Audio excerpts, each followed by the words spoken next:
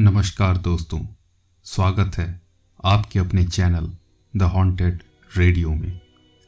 आज फिर एक बार हाजिर हूँ आप सबको एक नई और डरावनी कहानी सुनाने के लिए।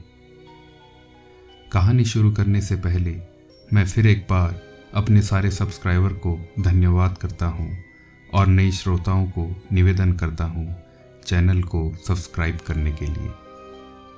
तो चलिए कहानी शुरू करते हैं।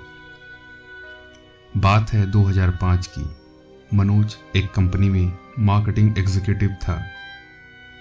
मनोज तब करीब 27 साल का था। नया नया काम कर रहा था और बहुत ही मन लगाकर काम कर रहा था। हफ्ते में 4 दिन उसके फील्ड वर्क रहते थे।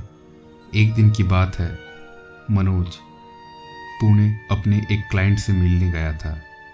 वहाँ काम ख़त्म होते होते काफ़ी देर हो गई। काम खत्म होने के बाद वो निकल पड़ा वापस अपने घर की ओर अपनी कार लेकर। करीब रात के 8:30 बजे होंगे। अचानक उसकी कार बंद हो गई। वो कार से बाहर निकला। बाहर कड़ाके की ठंड पड़ रही थी क्योंकि वो नवंबर का महीना था। बाहर आते ही मनोज ठंड से एकदम कांप गया। बोनेट खोल के जब देखा तो सब कुछ ठीक ठाक ही लग रहा था। मनोज ने फिर से कार स्टार्ट करने की कोशिश की पर फिर भी स्टार्ट नहीं हुई। फिर उसने इधर उधर देखा, ना कोई इंसान ना कोई गाड़ी, कोई नज़र नहीं आ रहा था। एकदम सुनसान माहौल था।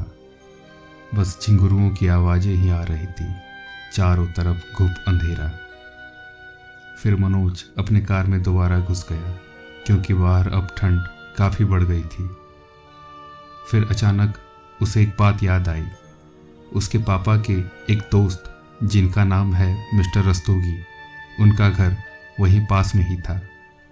कार में ढूंढने पर मिस्टर रस्तोगी का विजिटिंग कार्ड भी उसे मिल गया जिसमें उनके घर का नंबर भी था। फिर उसने अपनी कंपनी की मोबाइल से मिस्टर रस्तोगी को कॉल लगाया। कुछ देर बाद मिस्टर रस्तोगी ने कॉल रिसीव किया। मनोज ने कहा, अंकल नमस्ते, मैं मनोज बोल रहा हूँ। इतना सुनते ही मिस्टर रस्तोगी झट से उसे पहचान गए और बोला, हाँ बेटे बोलो, कैसे याद किया आज? फिर मनोज ने सारी बात उन्हें बता दी। मिस्टर रस्तोगी ने कहा, ठीक है बेटा, तुम वहीं रुको, मैं तुम्हें लेने आ रहा हूँ। करीब 10 मिनट बाद मिस्टर रस्तोगी वहाँ पहुँच गए।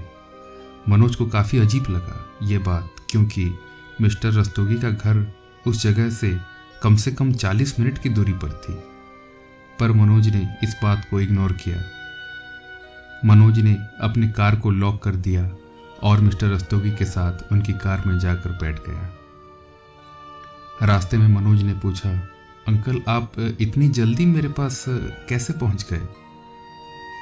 पर मिस्टर रस्तोगी ने कोई जवाब नहीं दिया। कुछ देर बाद एक बड़े से बंगले के आगे मिस्टर रस्तोगी ने अपनी कार रोकी। दोनों कार से उतरे और मिस्टर रस्तोगी के घर के अंदर चले गए। मनोज ने कहा, वाह अंकल, आपका बंगला तो काफ़ी बड़ा और आलीशान है। उन्होंने बस यही कहा, सब किस्मत की बात है बेटा। फिर अंदर से मिस्टर रस्तोगी की वाइफ आई। मनोज ने उन्हें भी नमस्ते किया पर उनका कोई रिएक्शन नहीं आया। कुछ देर बाद मिसेस रस्तोगी ने मनोज को और मिस्टर रस्तोगी को डाइनिंग टेबल पर बुलाया और खाना सर्व करने लगी।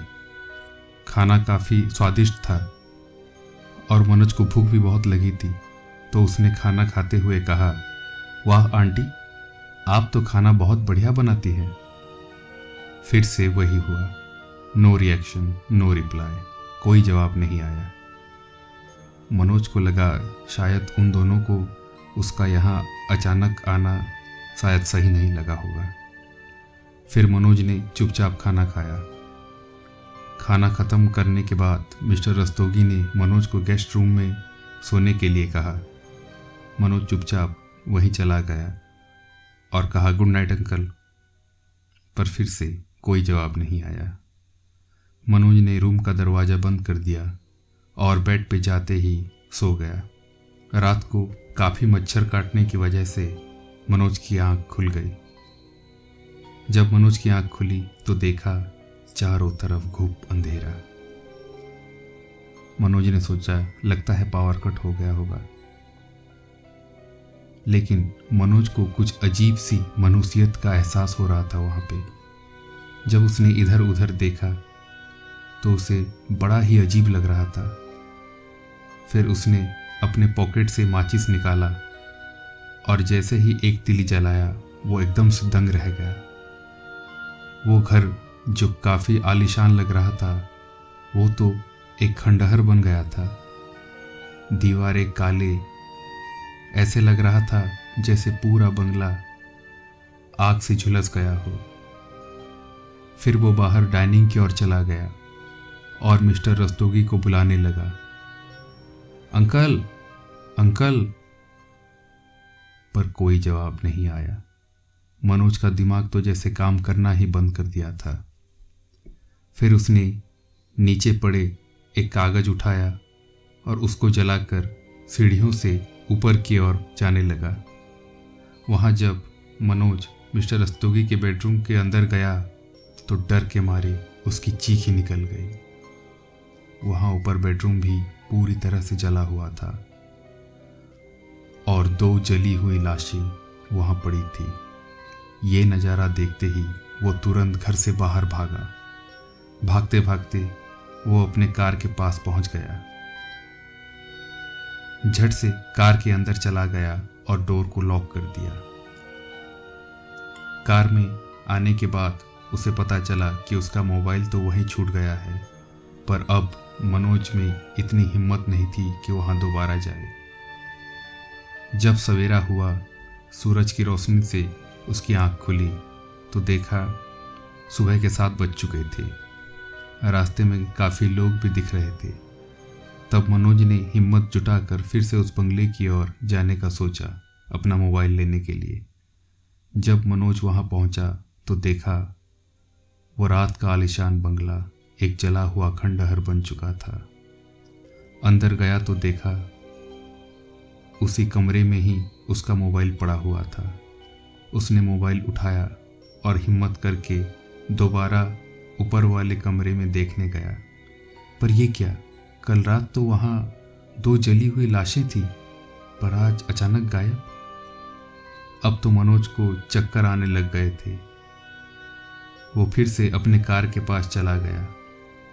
कार रिपेयर करवा कर मनोज अपने घर लौटा, पर उसने रात वाली बात किसी को नहीं बताई। एक दिन मनोज ने अपने पापा से पूछा, पापा वो आपके जो दोस्त हैं मिस्टर रस्तोगी, वो अभी कहाँ हैं?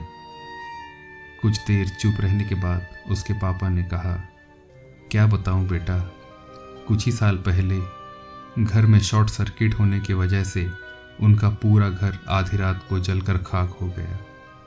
मिस्टर एंड मिसेस रस्तोगी भी उसी आग में जलकर खत्म हो गए।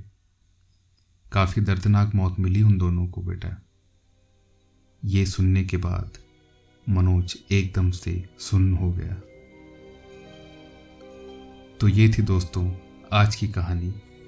पसंद आए तो प्लीज़ लाइक और सब्सक्राइब करें। धन्यवाद।